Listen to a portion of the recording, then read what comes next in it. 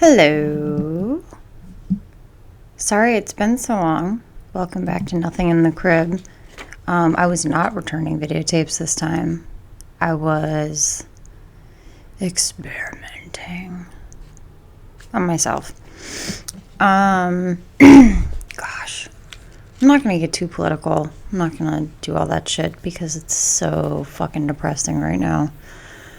I will say, before I get started I'm going to talk about all of the fucking shit I've been doing the past 2 months to try out so that I could relay it to you guys properly. But before that, I don't know, I feel crazy. The amount of fucking anti-Semitism that just reared its ugly fucking head out of nowhere is so fucking crazy to me. And very few people, at least like in my immediate circle of like people I interact with, I don't know, like I don't understand why this isn't a bigger deal. And I get why for people who are younger, you know, they don't remember. They don't realize that we're doing something all over again. That's fucking terrifying. But the whole college thing, if I were a top tier employer, I would absolutely fucking refuse to hire anybody from Harvard until that bitch fucking resigns. Did you guys watch if you did not watch the congressional shit where the chair like deposed them and stuff about, you know, having all of their campuses, it was 3 top colleges, having students chanting, you know, like, gas the Jews, fuck the Jews, kill the Jews, all kinds of shit. A, letting it go on. B, not reprimanding them at all for it. Like, fuck that shit. You should toss those fucking twats out. And I'm so happy, so happy that the donors for all these fucking schools, the big donors, are like, fucking excuse me? And yanking their fucking money. As you well goddamn should. Because that is some batshit crazy stuff. But watching that fucking congressional meeting, the congresswoman like almost lost her shit. The fact that these fucking idiots, like this bitch gave them 10 chances apiece. All they had to say was that it's not good to say that. That, you know, saying fuck the Jews, kill the Jews is in fact bullying and harassment. Because it fucking is. Very clearly. We all know that. If you replace Jews with any other fucking group, people would be like, what the fuck? But no. And I don't know. The one bitch stepped down. She's still tenured though, so that's like, meh, lackluster. Somebody should hit her with a bus instead. But Dr. Gay,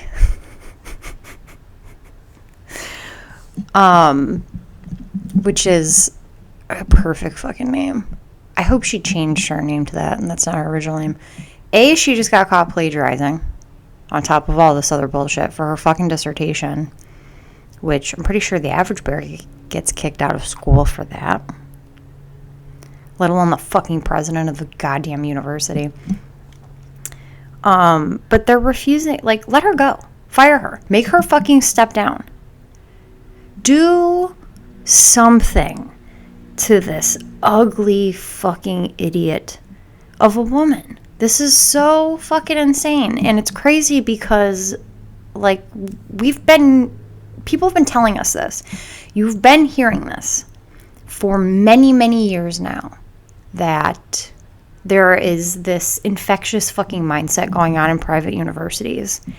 And nobody was paying attention because it doesn't affect you in everyday life. It's just like everything else. It's in one ear and out the other.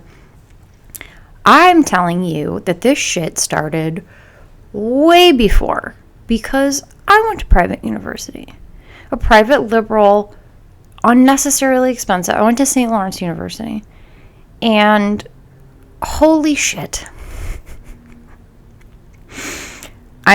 I loved my college experience. I love it for the experience of the world that I got and all of the fun fucking shit I got to do. But when I fucking tell you that academics-wise, if anything, it was worse for learning, because they're pumping you full of all of these other things to, give you the full college experience and give you autonomy and fucking, you're like, we're children. You're propping up idiot fucking kids who can barely fucking drive. It did nothing good for me. I had a fucking professor for my first year program, my FYP. They make you pick one. And I did women's studies and sexuality. And it was two professors. One was an older, like, bull dyke lesbian. And the other one was young. And had, like, a pixie cut and wore, like, slutty fucking clothes. Just, all women empowerment. And she was openly bisexual. And I know this because she fucking talked to us about it. This is me telling you. Like, this is what's going on in your children's fucking private universities that you're spending, putting yourself and them into crippling debt for the rest of your lives that you can't fucking get out of. Even when you fucking go bankrupt, that shit does not go away. Which should be your first fucking red flag. Anything they're so desperate to hang on to like that, it's a fucking scam. And this bitch was dating another young male professor who was at the college, was very open about her relationships with women and the book she wrote. She was a published author.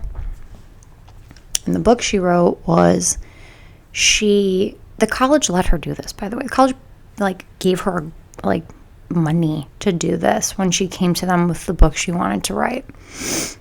She wrote a book about stripping from two different perspectives. This bitch went out and found two strip clubs that were near each other. In one of them, she took a job as a stripper. And in the other one, she went in as a patron and interviewed the strippers and wrote the book from her experience as a stripper versus her experience as a patron, and, from the other side of it, of just listening to other strippers' fucking experiences. Good fucking Lord. And that influences children. That influences people. That makes young girls think that that's a viable path. And I'm not being like a curmudgeon here saying that. I am telling you that's what happens. So, think long and hard before you send your children off to this bullshit fucking nonsense. So yeah, get Dr. Gay fucking out of here. Paging Dr. Baggett. Alright. I'm not touching anything besides anti-Semitism as far as the Hamas-Israel shit, because that's such an incredibly complicated, convoluted subject. And I know everything, down to where this started, the history of it, all the way back. I'm talking about, not people's opinions, not, take all of the emotion out of it. I'm talking about what is the actual practicality of how they started, how they got to here. And I've attempted to have the conversation with maybe two different people. And their, just whatever their preconceived notions about shit are, have overridden even their willingness to just listen, to the facts. Not about my opinion about things, but, when you try to give people the actual legitimate, history of, what, you're not rationalizing why people think in one way or the other, but you do need to explain how we got to that mindset. It's like with Russia and Ukraine. When I did the fucking episode where I explained how, yes, Putin is a bad guy, but he's no more of a bad guy than any of our bad guys. And I explained how they got to the point where they even needed to invade Ukraine. And, that's the part that people aren't willing to listen to. You think that just because somebody shouldn't do something, that you shouldn't have to listen to the very, I don't know, frankly, reasonable reasons of how somebody got to that point. And that's the fucking problem. You need to listen to and hear things and research things all the way out from start to finish. Because none of these matters are black and white. Your corporate bullshit media, which is tanking, thank God, by the way, is like, it just paints it one way or the other, and it's bullshit fucking nonsense, because it's not how things are. These are incredibly fucking complex issues that you can't boil down to a right side or a wrong side. But I will tell you the one wrong side of that. God damn it, that's cold. This is the one thing I'll say. Rape is not resistance. I don't give a shit about anything else about it. I'm not saying it makes anything that Israel's doing right now. I'm not saying that it, makes innocent Palestinians, culpable for things. All I'm telling you is that people need to understand that rape and torture, and everyone's like, oh, they're saying they're beheading babies. I'm sure that children on both sides are getting killed. But what I'm more concerned with is the live streams, because, I'm very embedded in all the dark sides of shit now. That's where my brain's rotting.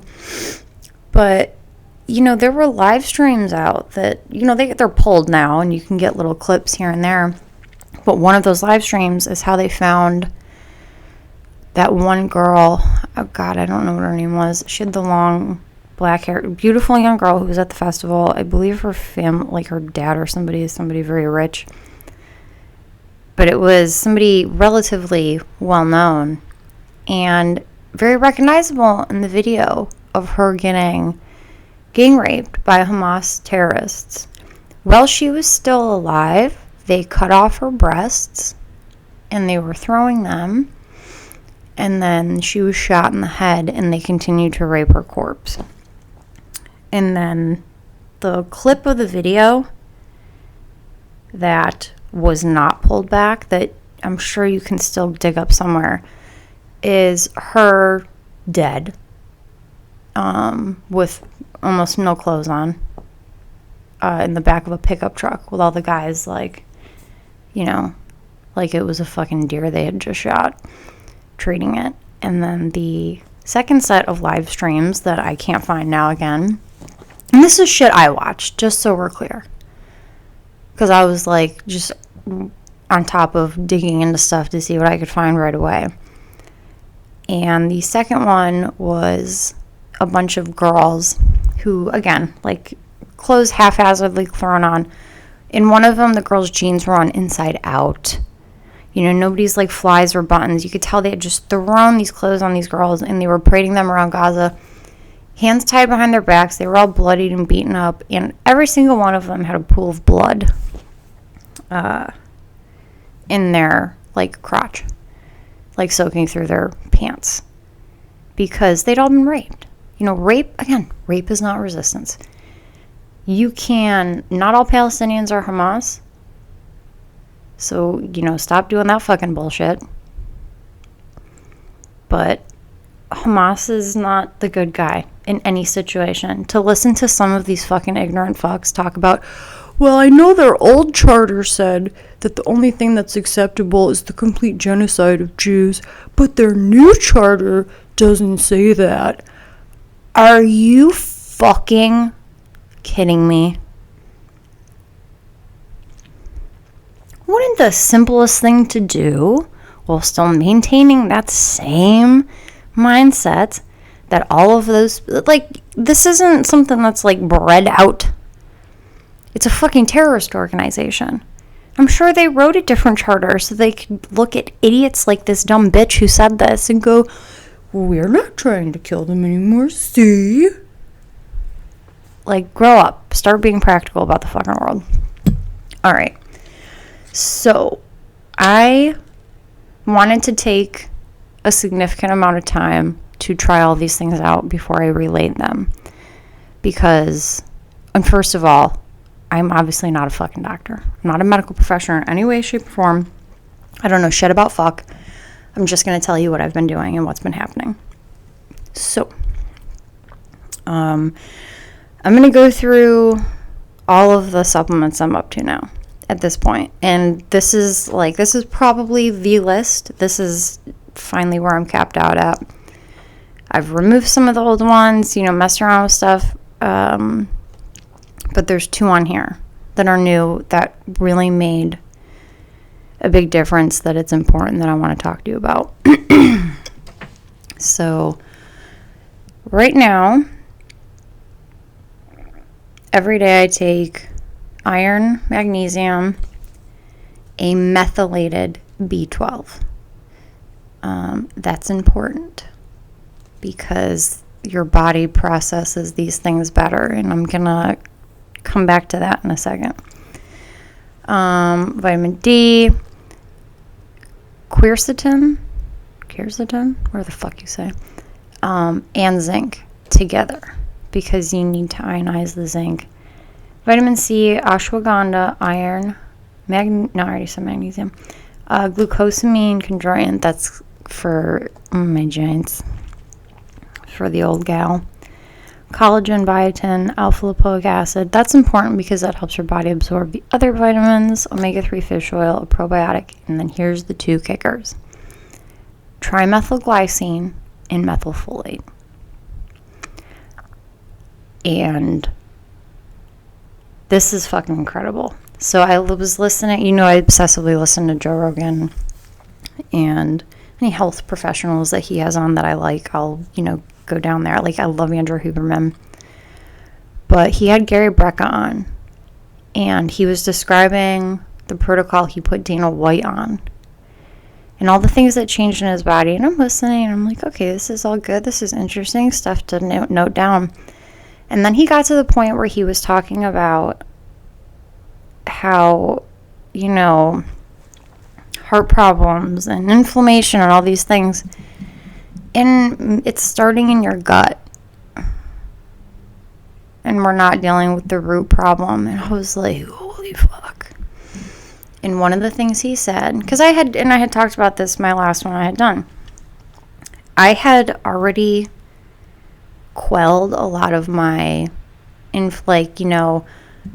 my arthritis and all of those, I'd got my anxiety down to where I was only having emotionally moody days, a couple days before my period. And I was like, oh, this is great. I'm on top of the world. I'm tackling these things, even though there's still some stuff going on.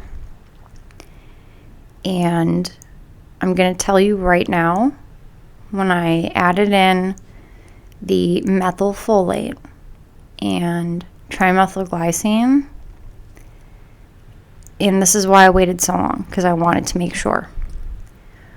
I have not had a single fucking day where I am anxious at all. And this is important because this is coming from a person who, and this is what triggered this for me when Gary Brecka was talking about it. Have you had on and off anxiety your whole life? Well, as far as I can remember, that occasionally I have anxiety for no reason.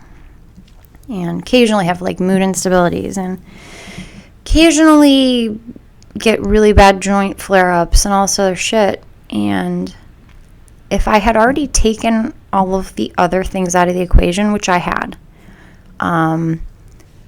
I do, if I do carbs, it's organic rice, it's organic potatoes, and it's not every day. And, I'll do a keto, wrap or something, those tortilla wraps or something. Those are the kind of carbs that I'm ingesting. And it's not often. I'm eating almost only proteins and good fats. That took out almost all of my joint pain. That helped stabilize my mood. it took out a lot of inflammation around my face. So I'm already tackling that part of it. And, you guys know I work out fucking psychotically because I have to.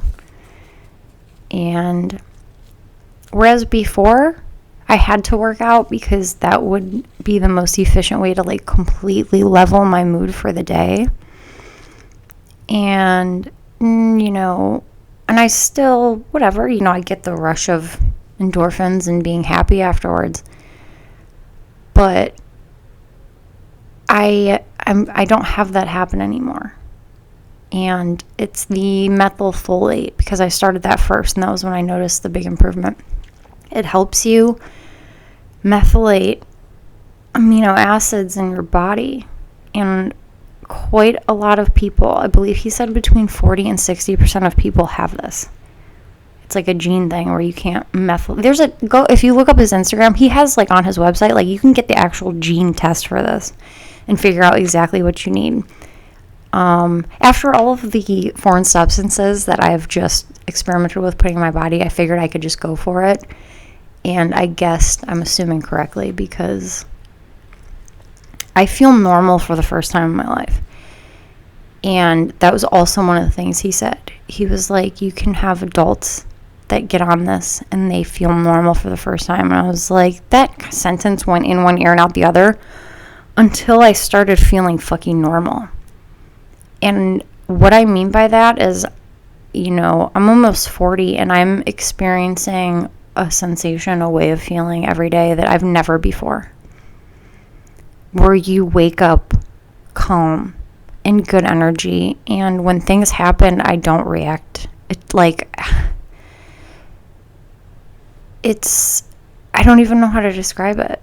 I cried a couple, there were multiple occasions where I found myself crying because I was every day I woke up expecting, those weird rushes of where you get just latent anxiety for no reason, and it makes your tummy feel all fucking weird, and you hear something that's upsetting and then you feel sick to your stomach. That shit doesn't happen anymore. And there's been a couple times when something's happened, and so I know for a fact this isn't happening anymore. The way that I react to everything is much more calm. And, for lack of a better way of describing this, it makes you feel like a dude.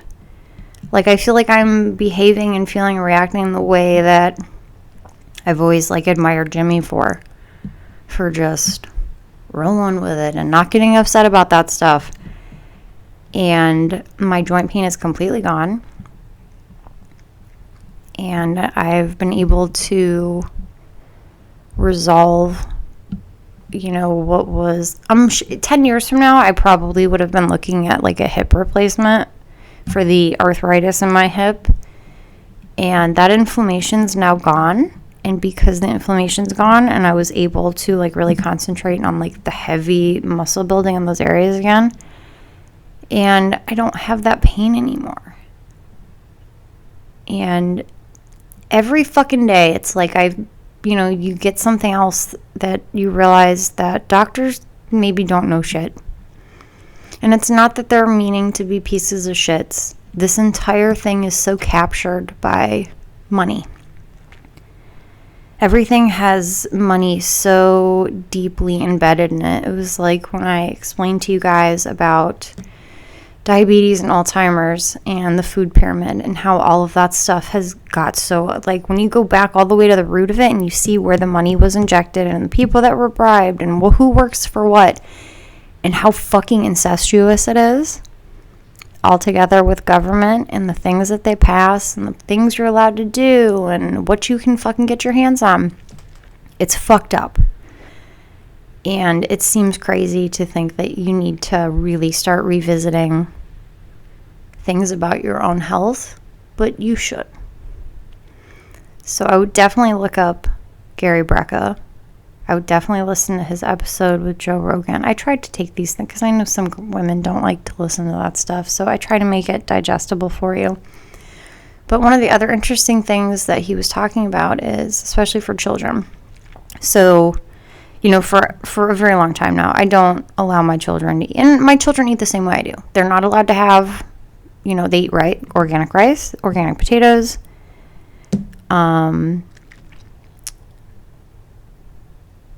They have not been allowed to eat cereal in quite some fucking time. But anything that's enriched or fortified, anything that says that.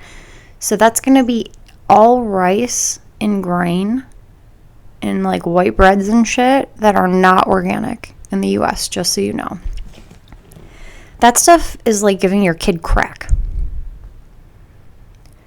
And you're pumping folate into their little bodies. And that's something your body can't process. So on top of the sugar that's in these things, you're also pumping another additional thing that's fucking them up.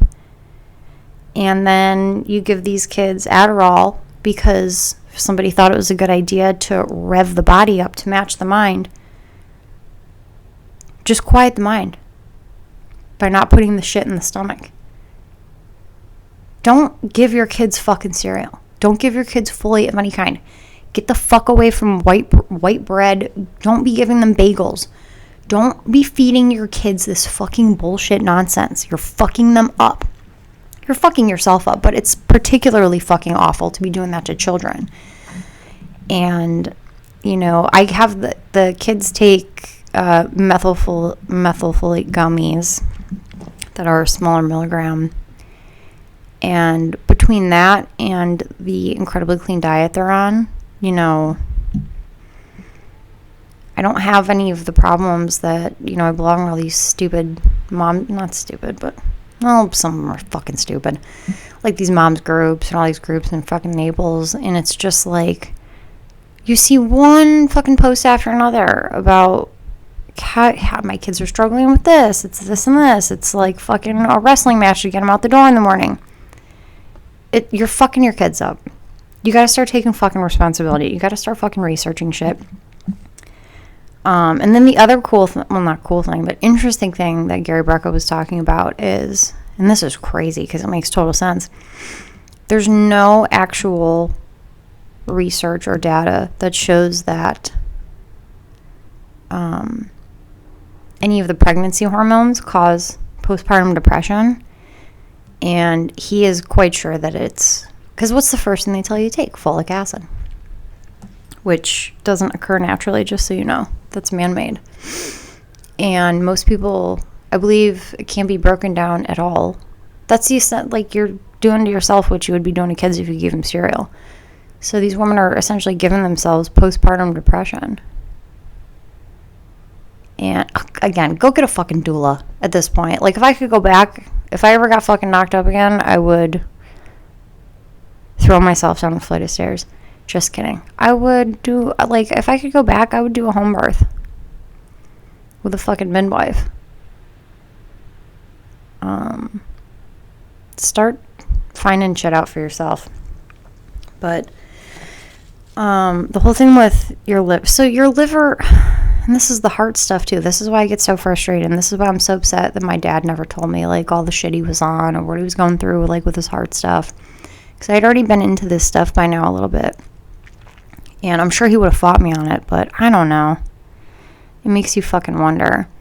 But your liver is what's pumping cholesterol into you, and the harder your liver, think about it, like the cleaner the things you put in your body, the less your liver is having to process it, the less cholesterol. You need healthy animal fats. Healthy, naturally occurring animal fats are not the fucking bad guy. That's another bullshit fucking nonsense lie. But you need to start thinking about stuff not as the way that you've been told. The food pyramid is fucking upside down. And a little bit of carbs are probably not terrible for you, but an ideal way to do life would be without, I think. It's just my personal opinion. The ice bath. I know a lot of people do it for you know, the brown fat activating pieces of it. But, you know, I started doing it because of the arthritis in my hip. That wasn't, it was just inflammation from not being able to process stuff. And again, for mood, that's incredible.